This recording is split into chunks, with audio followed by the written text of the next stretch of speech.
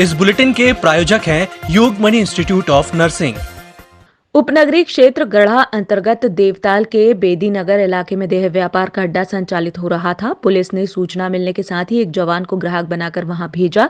जैसे ही सौदा तय हुआ तो पुलिस ने छापा मारकर 2 महिलाओं सहित 4 आरोपियों को गिरफ्तार कर लिया। सूचना मिली कि बेदी नगर जो देवताल के बाजू में रोड जाती है, वहाँ पे अनैतिक देह व्यापार हो रहा है बलराम कोष्टा के घर में, जिसके द्वारा संचालन किया जा रहा है और रुपयों से लेकर वेश्यावृत्ति करवाई जा रही।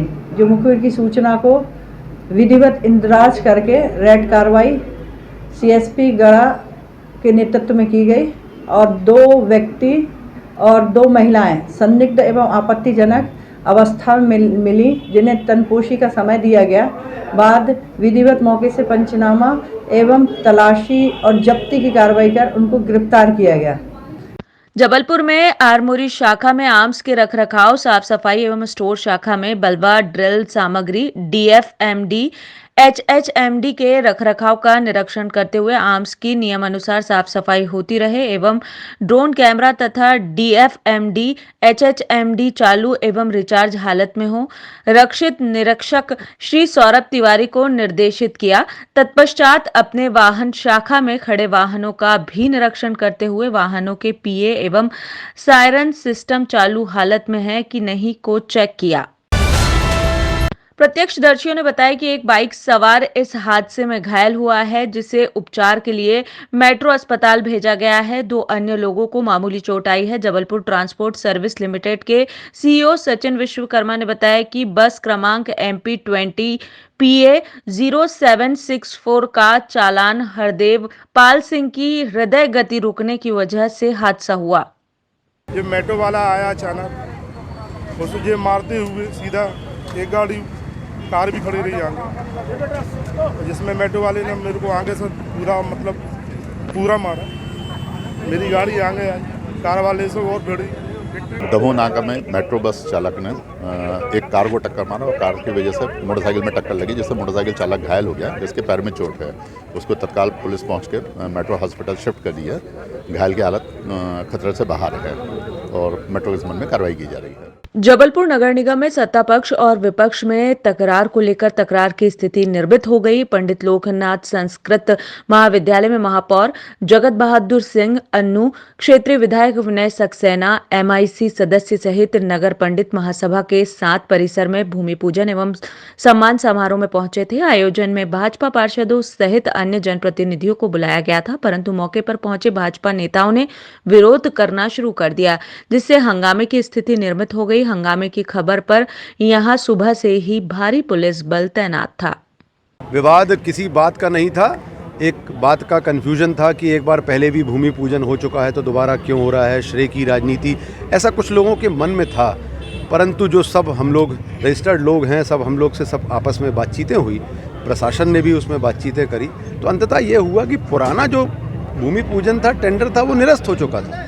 एक नया टेंडर हुआ और जब पंडित सभा संस्कृत महाविद्यालय के लोग चाहते हैं कि पूजन हो इसलिए जिससे कि निर्विघ्न यह कार्य संपन्न हो, तो हम लोग सनातनी हैं। सनातनी सभ्यता में हम लोगों के लिए पूज्य हमारे जो पंडित होते हैं, हमारे जो पूज्य होते हैं, उनकी बात को हम लोग नहीं नकारते। तो सबने मिलकर उनकी बात को मानते हुए यहाँ पर एक नए टेंडर के साथ, नई व्यवस्था के साथ, माननीय विधायक जी के उसमें मद में उनका भी 2 लाख और उससे ऊपर का मद लगेगा, तो उन्होंने स्वीकृति प्रदान की है।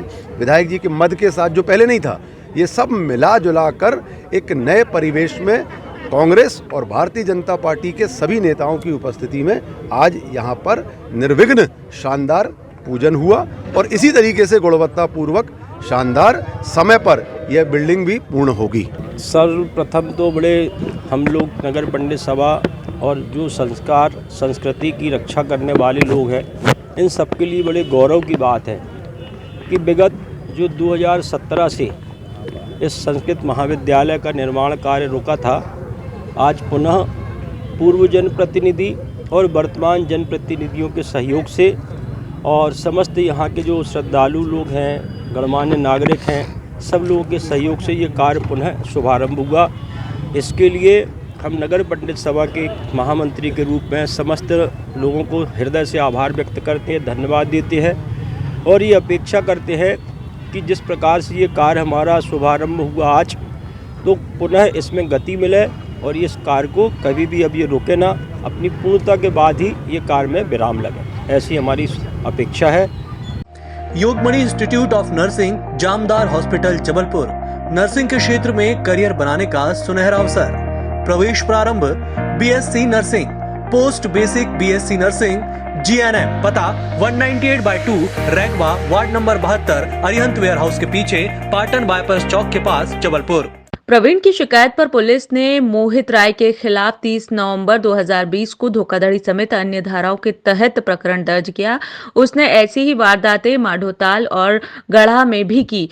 फरार इनामी बिल्डर मोहित राय पर 12,000 रुपए का इनाम घोषित किया गया है। उसके खिलाफ ओमती, गढ़ा और माधोताल में धोखाधड़ी के मामले दर्ज हैं। एक बिल्डर है, इनके विरुद्ध जबलपुर शहर के गढ़ा थाना, माधोताल थाना और ओमती थाने में धोखाधड़ी का प्रकरण दर्ज है।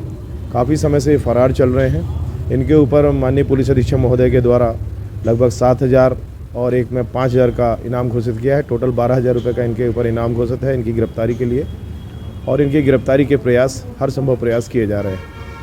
जबलपुर के खमरिया थाना क्षेत्र की रहने वाली एक फरियादी महिला ने समाज सेवी रीना सोनकर के साथ अतिरिक्त पुलिस अधीक्षक प्रदीप सेंडे को अपनी व्यथा सुनाते हुए मदद की गुहार लगाई है। उनका कहना है कि मनोज पटेल नामक शख्स द्वारा उसे शादी का झांसा देकर करीब 1.5 साल तक उसका शारीरिक शोषण किया गया। वहीं रुपए डबल देने का लालच देकर अवधेश पटेल नामक शख्स ने खाते में करीबन 20 लाख रुपए डलवाकर उसके साथ शारीरिक तथा आर्थिक शोषण किया है, जिसके बाद ना तो अब आरोपी उससे ब्याह रचा रहा है और ना ही उससे पैसे लौटा रहा है, जिसकी शिकायत अतिरिक्त पुलिस अधीक्षक प्रदीप सेंडे से की गई है, जिन्होंने मामले पर कड़ी से कड़ी कार्यवाही का आश्वासन दिया है। सर, मैंने उनसे कई बार पैसे के लिए मांगा है तो लोग पैसे नहीं दे रहे हैं। और ये सर, ये मनोज पटेल है जो मेरा शारीरिक शोषण भी किया है, और उसने ये भी मेरे से पहले बोला था कि ठीक है, तुम्हारे पति खत्म हो गए, कोई बात नहीं, हम तुम्हारा साथ देंगे, हम तुम्हारा ध्यान रखेंगे, तुम्हारे बच्चों का भी ध्यान रखेंगे। सर, जैसा मेरा पैसा, उसको पता था कि मेरे पास पैसा आने वाला है, जैसे पैसा आया उसने मेरे को बातों में अपनी फंसाया और ये बोला कि ठीक है, मैं तुम्हारा ध्यान रखूँगा, तुम्हारे बच्चों का ध्यान रखूँगा और तुम मेरा साथ दो। फिर उसने एक अवधेश सर के पास लेके आया। सर का मुझे बताया कि अवधेश सर है, आप तुम उसके पास पैसा डालोगे तो ये पैसा तुमको वो डबल करके देंगे। तो सर, मैंने इसके कहने पे अवधेश सर को 11,96,000 ट्रांसफ़र किए हैं अपने खाते से, और 2 लाख मनोज को भी दिया है, और उसके बाद मेरी लड़की के खाते से भी मनोज के खाते में गया है। 5,28,000 मेरी लड़की के खाते से भी मनोज के खाते में गया है। और जब मैंने उससे बोला कि ठीक है, पूरा पैसा मैंने तुमको दे दिया है, अब शादी करो मुझसे, या वो तो उसने सीधे मेरे को मना कर दिया कि तुमको पता है कि मेरी शादी हो चुकी है, मैं शादीशुदा हूँ, मैं तुमसे शादी नहीं कर सकता। समस्या ये है कि मेरे पास एक महिला आई थी जिनका नाम राधा पटेल है, उसके साथ शोषण हुआ था और काफ़ी परेशान थी वो।